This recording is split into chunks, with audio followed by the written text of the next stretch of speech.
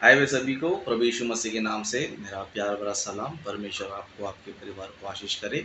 तो आइए आज के दिन भी हम लोग जो है बाइबल स्टडी में यानी कि उत्पत्ति की पुस्तक के अध्ययन को हम ध्यान करेंगे। तो अब तक हमने कई सारे विषयों को, कई सारी अद्भुत बातों को हमने सीखा, ध्यान किया, और आज के दिन भी हम कुछ विषय को जो है ध्यान करने वाले हैं। ओके। तो यूट्यूब पर जो भी इस वीडियो को देख रहे हैं उन सभी से मैं कहना चाहता हूँ कि आप सभी लोग उत्पत्ति की पुस्तक का अध्ययन को अगर आप सीखना चाहते हैं, शुरू से अगर आप सीखना चाहते हैं, तो आप उत्पत्ति की पुस्तक का अध्ययन को आप शुरू से जो है देख सकते हो। उत्पत्ति की पुस्तक का जितने भी सारे वीडियोस हमने पहले अध्याय से हमने बनाया है, वो सारे वीडियोस, ओके, वो सारे वीडियोस आपको प्लेलिस्ट में मिलेंगे। ओके, आप प्लेलिस्ट में जा सकते हो। प्लेलिस्ट में जाएंगे तो उत्पत्ति की पुस्तक का अध्ययन आप सीख सकते हो। ओके, आपको जो है बाइबल अच्छी तरह समझ में आएगा, अच्छी तरह आप सीख पाओगे। और उत्पत्ति की पुस्तक की कई सारी बातों को, जैसे कि सृष्टि का निर्माण, मनुष्यों का निर्माण, जानवरों का निर्माण, इस तरह आदि में क्या क्या घटना घटी है ना, कई सारी अद्भुत बातों को आप सीख सकते हो। क्योंकि कई सारे लोग जो है इस टॉपिक को सुन रहे, सीख रहे, और कई सारे लोग जो है आश्चर्य भी हो रहे हैं, क्योंकि ऐसा टॉपिक जो है बाहर आपको नहीं मिलेगा। ओके, बाहर आपको नहीं मिलेगा।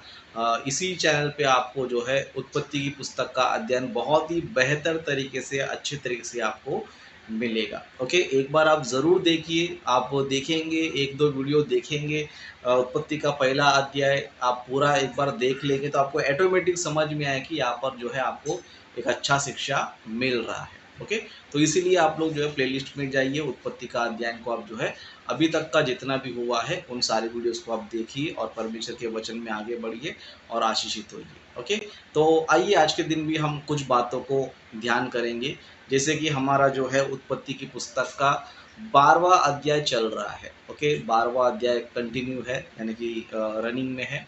ओके, तो आज भी कुछ कुछ बातों को क्या करेंगे, ध्यान करेंगे। ओके, और भी कुछ बातों को ध्यान करेंगे। जैसे कि यहाँ पर जो है आप स्लाइड में देख सकते हो, यहाँ पर इंग्लिश में इस तरह लिखा है, अब्राहम वेंट टू इजिप्ट, यानी कि हिंदी में हम देखेंगे तो अब्राहम जी जो है इजिप्ट में गए थे।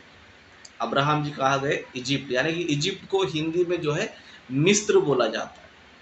ओके, हिंदी बाइबल में हम देखेंगे तो मिस्र करके बोला जाता है। आप देख सकते हो कि अब्राहम जी ने अपने लाइफ में जो है अ, बहुत ही लंबा सफ़र किया है ना, बहुत ही लंबा सफ़र। सोचो, इराक देश किधर है ना, जॉर्डन किधर है, इज़राइल देश किधर है, इजिप्ट किधर है।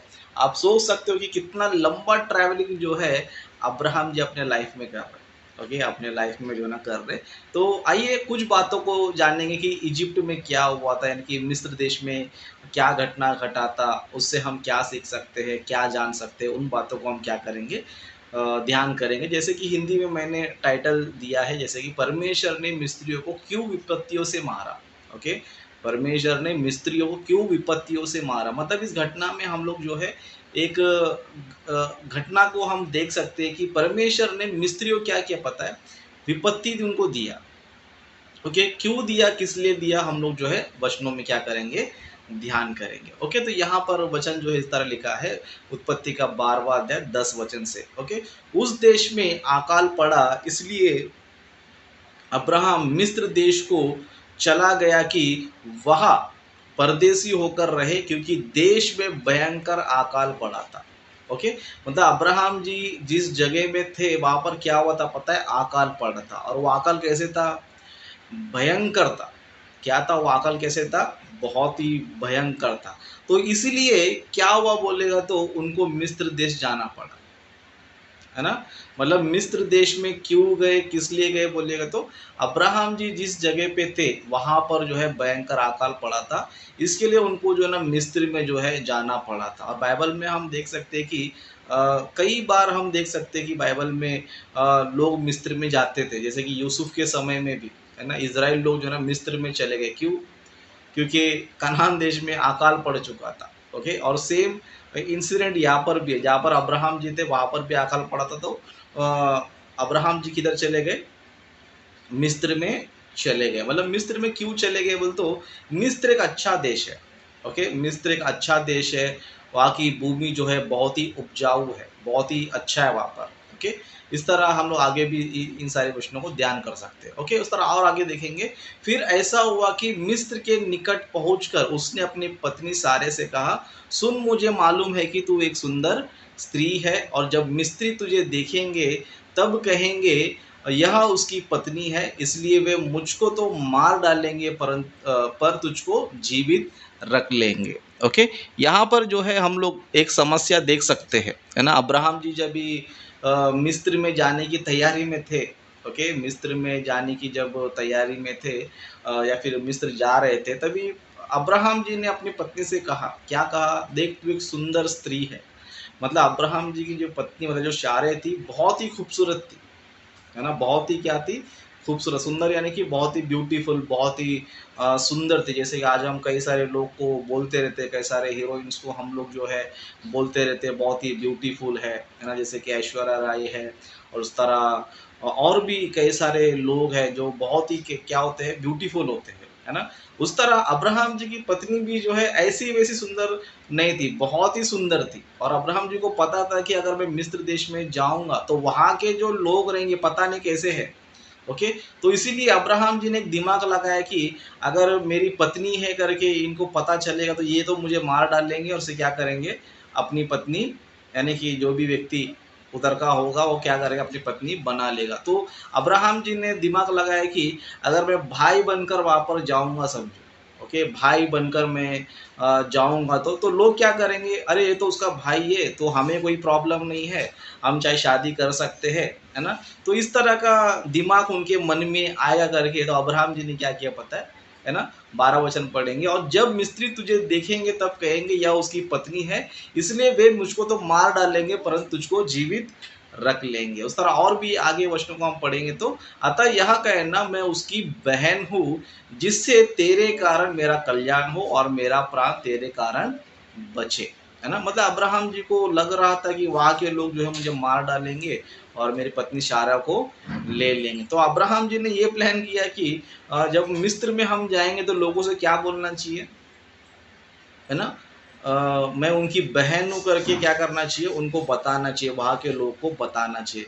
क्योंकि अगर ऐसे बताएंगे, समझो, वहाँ के लोग क्या करेंगे, अरे चलो उसका भाई है, कोई प्रॉब्लम नहीं है, हम चाहे तो उससे शादी भी कर सकते हैं करके, इस तरह, ओके, इस तरह जो है वो लोगों ने क्या किया, सोचा। ओके, तो यहाँ पर जो है हम देख सकते हैं, है ना। फिर बाद में 14 वचन में देखेंगे, समझो, अब्राहम जी ने जैसा सोचा था, है ना, अब्राहम जी ने जैसा सोचा था कि कुछ ना कुछ गड़बड़ होगा, लेकिन गड़बड़ तो हुआ, लेकिन थोड़ा डिफरेंट। ओके, तो यहाँ पर हम देखेंगे तो 14 वचन में, फिर ऐसा हुआ कि जब अब्राहम मिस्र में आया तब मिस्त्रियों ने उसकी पत्नी को देखा कि वह अति सुंदर है। मतलब मिस्त्रियों ने जब देखा, वहाँ के लोगों ने जब देखा शारा जी को, तभी लोग क्या करने लग गए, है ना, तारीफ करने लग गए, है ना। यहाँ पर सोचने वाली एक बात ये है कि अब्राहम जी जो है लगभग जो है 75 क्रॉस हो चुके थे, है ना। हमने लास्ट 11 अध्याय में वहाँ पर हम पढ़ेंगे तो अब्राहम जी का एज जो है ना 75 वर्ष था, जब वो अपने फैमिली को छोड़कर आ गए थे, है ना। सोचो एक बार, समझो अब्राहम जी 75 वर्ष के थे, तो शारा जी कितने वर्षीय होगी, एक अंदाजा इमेजिन लगाओ, है ना। इतना तो हम बोल ही सकते हैं कि 50 क्रॉस है। क्या बोल सकते हैं, 50 क्रॉस है, 50 पार है उनका। 50 पार है, कि सोचो 50 साल बाद कोई स्त्री सुंदर दिखती है नॉर्मली नहीं दिखती है। लेकिन शारे जी कितनी खूबसूरत थी पता है, बुढ़ापे की दशा में भी क्या थी पता है, बहुत सुंदर थी, है ना। 50 क्रॉस यानी कि आप समझ जाओ, है ना।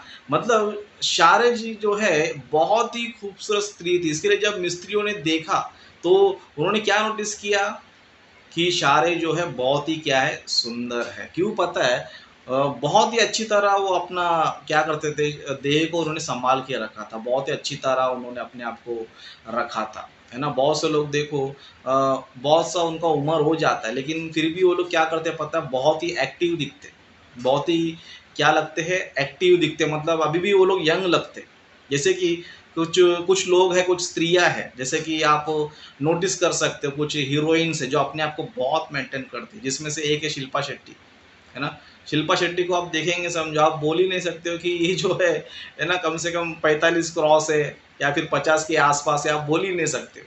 आपको ऐसे लगेगा कि अभी भी वो 25 साल की है, 30 साल की, इस तरह आपको लगेगा, क्योंकि वो उन्होंने जो है, मतलब शिल्पा शेट्टी ने जो है अपने आप को इस तरह क्या किया है, अपने बॉडी को देखभाल किया, अपनी सुंदरता को उन्होंने क्या किया है, संभाल के रखा है। इसके लिए शिल्पा शेट्टी है, और इस तरह और भी कई सारे लोग हैं जिनका एज बहुत ज़्यादा है, लेकिन उन्होंने अपने शरीर को बहुत ही अच्छी तरह उन्होंने क्या किया है, रखा है। तो उसी तरह शारे जी भी जो है बहुत ही खूबसूरत थी, बहुत खूबसूरत थी, क्यों बोलते उन्होंने अपने आप को बहुत ही अच्छे से उन्होंने रखा था, है ना। तो 15 वचन में क्या हुआ देखो, उनकी खूबसूरती को देखकर, उनकी सुंदरता को देखकर, है ना। 15 वचन में इस तरह लिखा है, और मिस्र के राजा फिरौन के हाकिमों ने सॉरी वापस पढ़ता हूँ, और मिस्र के राजा फिरौन के हाकिमों ने उसको देखकर फिरौन के सामने उसकी प्रशंसा की, इसलिए इसलिए वह स्त्री फिरौन के महल में पहुंचाई गई। मतलब उनकी चर्चा इतनी फैल गई थी, है ना, उनकी चर्चा इतनी फैल गई थी कि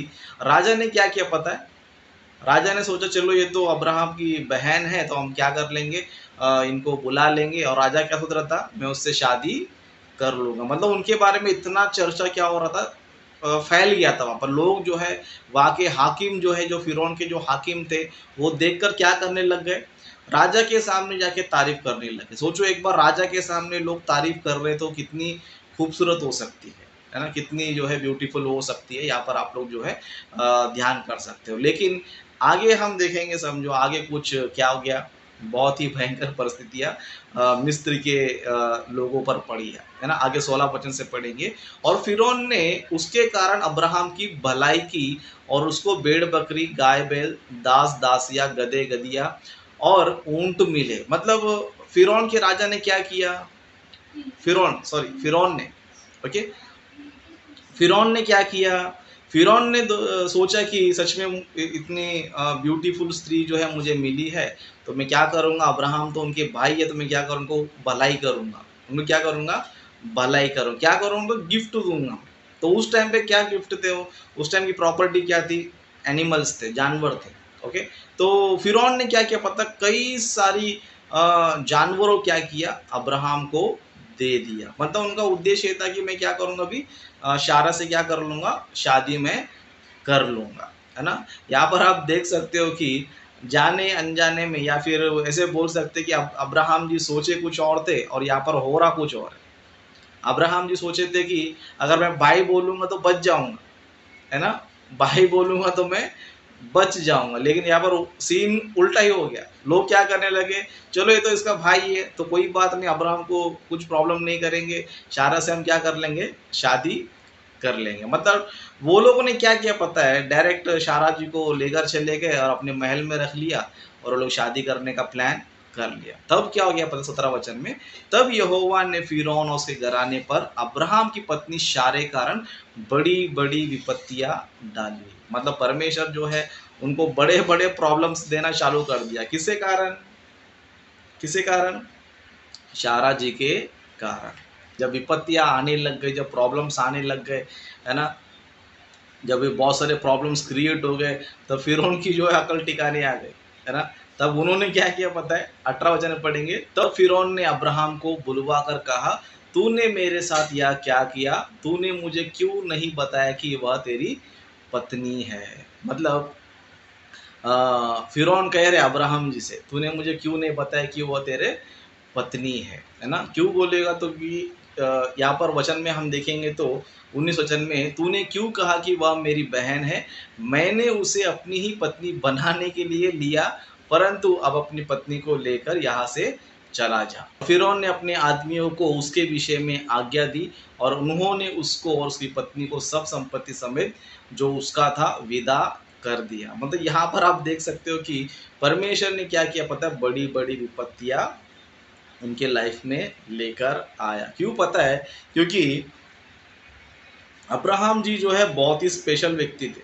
अब्राहम जी कौन है, बहुत ही स्पेशल व्यक्ति थे, क्योंकि अब्राहम जी में से कौन आना चाहिए, यीशु मसीह आना चाहिए। और अब्राहम जी में से कई सारे अद्भुत या फिर कई सारे महान लोग जो है आना चाहिए, है ना। तो सोचो अब्राहम जी का परिवार ही लॉस हो जाएगा, समझो परमेश्वर का प्लान क्या हो जाएगा। परमेश्वर ने कई सारे प्रॉमिस किए थे, तेरे वंश के द्वारा भूमंडल के सारे कुल आशीष पाएंगे, तेरे मैं क्या करूँगा, तेरे द्वारा मैं बहुत कुछ करने वाला हूँ, है ना। परमेश्वर के बहुत सारे प्लान थे।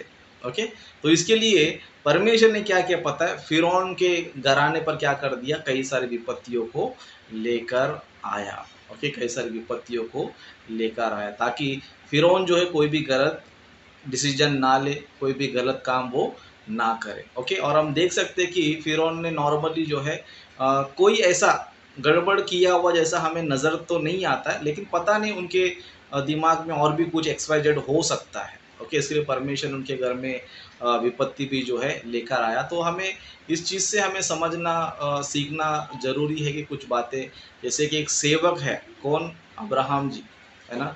और हम लोग रिश्ता भी क्या करना चाहिए, सबसे पूछे करना चाहिए। क्या करना चाहिए, पूछ कर करना चाहिए। फिरौन ने क्या डिसाइड कर लिया था, फिरौन ने डायरेक्ट ये डिसाइड कर लिया था कि मैं तो इस देश का राजा हूँ, मैं जो चाहे वो मैं कर सकता हूँ। तो इसके लिए फिरौन ने क्या डिसाइड किया, फिरौन को लगा कि शारे बहुत खूबसूरत है, तो मैं क्या करूँगा, शारे को अपने महल में लेकर आऊँगा, शादी कर लूँगा, मेरा लाइफ में क्या कर लूँगा, सेट कर लूँगा। लेकिन उन्होंने क्या नहीं किया पता है, अब्राहम जी को नहीं पता है कि मैं क्या करने वाला हूँ, मैं शादी करने वाला हूँ। अगर समझो ऐसा बात अगर होती, समझो, तो क्या अब्राहम बताते नहीं थे, बताते नहीं थे, 100% बताते थे कि भाई ये मेरी पत्नी है, मैंने बहन इसलिए बोला क्योंकि मुझे लगा कि आगे लोग ऐसे हैं वैसे हैं करके बोलते थे। लेकिन फिरौन ने जो है पूछा नहीं कुछ ने, डायरेक्ट क्या कर दिया, उन्होंने शादी करने का निर्णय कर लिया क्योंकि वो राजा है। लेकिन धरती पे जो राजा है उनको ये भी समझना है कि उनके ऊपर भी कौन है, एक राजा है। उनके ऊपर क्या है, वो एक राजा है। ओके, वो राजा क्या कर सकता है, इस पृथ्वी के राजाओं को क्या कर सकता है, अकल टिकाने लगा सकता है। ओके, इस पृथ्वी के राजाओं का अकल टिकाने लगा सकता है, चाहे वो कोई भी देश का राजा क्यों ना हो। ओके, तो यहाँ पर हम लोग देख सकते हैं कि फिरौन ने जो है शारा जी को अपने महल में लेकर आए, शादी करने का उन्होंने क्या कर लिया, प्लान ये सब उन्होंने कर लिया था। ओके, तो इन बातों से हमें यहाँ पर कुछ चीज़ें तो नोट करने की ज़रूरत है या कुछ चीज़ें सीखने की ज़रूरत है कि किसी से भी शादी करते तो परमिशन होना ज़रूरी है।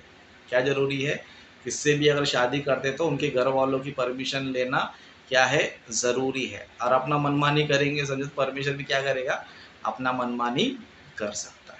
ओके, तो इस टॉपिक को यही समाप्त करते हैं। आने वाले दिनों में और भी हम टॉपिक को क्या करेंगे, सीखेंगे।